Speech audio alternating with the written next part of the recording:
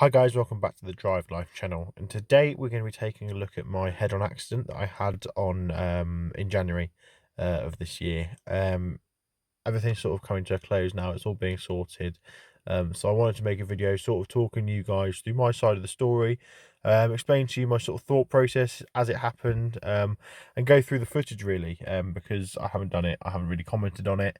I've just literally put the footage up on YouTube, but I haven't really talked about what happened and my thoughts. So today we're going to go into that.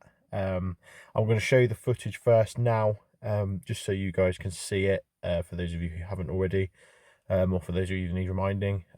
So this was in my 2007 BMW 1 Series, my E87, and as you can see, it was a pretty heavy impact.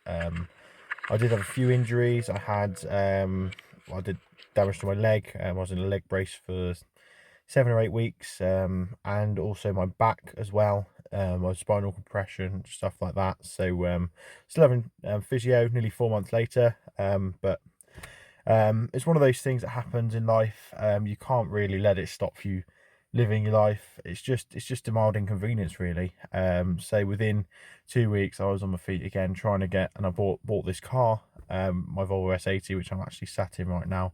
And although at the time it felt like a pretty crap thing to happen, I think actually it's sort of, everything works out. Everything happens for a reason, and it's all sort of worked out for the best in the end. So yeah, let's get into it. Let's talk you through the accident. So I'm going to hit play now. So the bizarre thing about this accident, just before it starts, is that on the day that it happened, I'd actually just bought a GoPro Hero 7. So I'm actually recording in 4K 60 frames per second, POV, with it strapped to my head. So there's literally the day I got the GoPro, so you couldn't have really asked for anything more bizarre really to happen on the first day. I was on my way to work. I decided, you know what, I'll give the GoPro a go, see what it's like, and I was filming a video for the channel, which was just a little POV drive of my E87 1 Series. So I'm literally just driving through a 30 zone at about 25 miles an hour, and as you can see, there's a car comes around a bend on the wrong side of the road, and at this point, I just think he's actually overtaking a cyclist. I assume he's moving onto my side of the carriageway to avoid something. So I'm already coming off the accelerator by now, and I'm putting my foot on the brake just to sort of preempt anything that could happen. But like I said, because I can't actually see what's around the bend, I just thought he was overtaking a cyclist. So that's why I haven't reacted by now. Now, as you can see, I've started sounding my horn, and I've realised that this isn't going to go great. I've got two options really. I've been fortunate, sort of in everything that I do, to have received a lot of driver training, sort of evasive driving, that sort of thing, advanced driving. So they always teach you to sort of have a plan of action, and so I genuinely had this thought process sort of at this time. Do I go left or right, or do I just try and stop? So the reason I didn't swerve left, as you'll see later in the accident, is because there's quite a big wall. You can't really see it, but it's a really big solid wood stone wall, and there's also a curb there. So I thought, well, if I clip that curb and go up the wall, there's a potential that my car can actually roll over, and there's a potential also that I could write my car off, trying to avoid that person, and they just drive off. So that wasn't really an option. I didn't think it would actually give me enough room anyway, to go, considering that's the trajectory of his vehicle.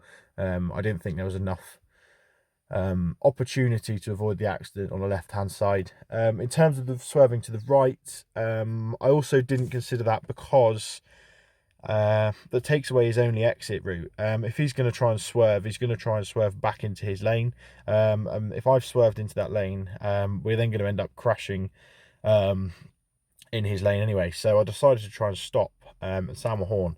So that's what I did, and as you can see, he starts to swerve left, and hits me head on. So The reason that he actually starts to swerve is because my horn has woken him up. So he's fallen asleep at the wheel, and my horn actually woke him up, which is, I say it's hilarious. It's not hilarious, but it's a bit of a bizarre one, really. So I was sort of thrown about everywhere. I don't know what happened here. My head seemed to be pointing sideways. Not quite sure what happened there. But yeah, and first, for some reason, the first thing I did was turn the GoPro off, because I thought, well, how ridiculous am I going to look if I get out and I've got a GoPro on my head? And because the adrenaline was uh, so high, I literally punched my way out of the car because the door was wedged shut. The A-frame had all bent up, so I literally had to turn around in my seat and get 2 feet and kick the door open, because it wouldn't open, which was obviously quite a stressful experience. But I noticed that the other driver hadn't got out, so I didn't know what was going on. I didn't know if he was on drugs or whatever, so I got out, but the way that the cars were, actually I'll put that in now.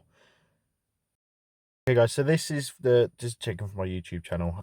This is the scene afterwards. As you can see, my BMW is facing sideways. I've hit the wall anyway, because I've been hit. And the Golf R that hit me is sort of attached to the front of my car, but there's also like a thick hedge on the other side, so there's literally no way around the cars. We managed to completely block the road. So I've managed to get out of my door, and I climbed over and jumped over into the other side to try and get the other driver out. What you're actually hearing in the background now is the footage, the sound clip of the dash cam. Oh, and typically it's buffering. So yeah, it was quite a stressful situation to start off with. The police turned up really quickly, actually.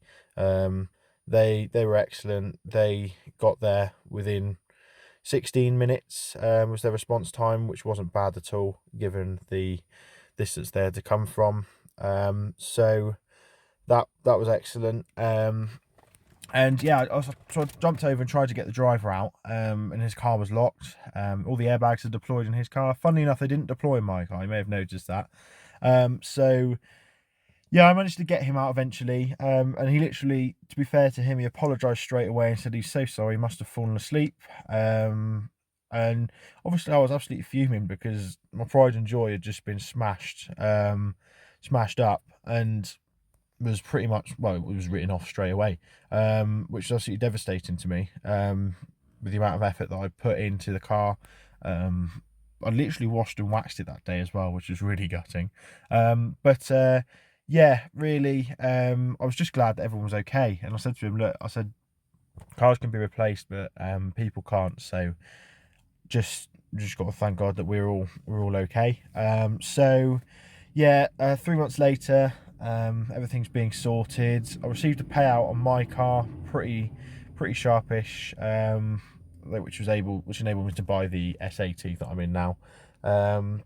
If the whole situation was made so much better because the chap who crashed into me was totally honest. He admitted fault straight away, which made life so much easier. It meant that my no claims bonus wasn't affected, everything like that.